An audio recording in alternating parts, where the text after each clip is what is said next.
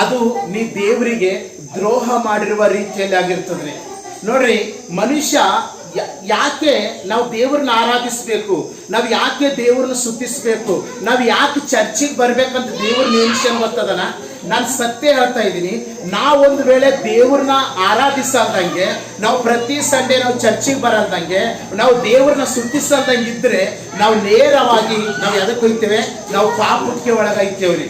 ನಾವು ಎದಕ್ಕೆ ಒಳಗಾಯ್ತೇವೆ? ಪಾಪಗಳಿಗೆ ನಾವು ಒಳಗಾಯ್ತೇವೆ. ಇವತ್ತು ನಾವು ದೇವರಿಗೆ ಸ್ತುತಿ ಮಾಡಲ್ದಾಗ, ದೇವ್ರಿಗೆ ಮಹಿಮೆ ಪಡಿಸಲ್ದಂಗ ನಾವು ಯಾವುದ್ರಲ್ಲಿ ಕೂಡ ನಾವು ಸಂತೋಷಿಸ್ಲಕ್ ಸಾಧ್ಯ ಇಲ್ರಿ.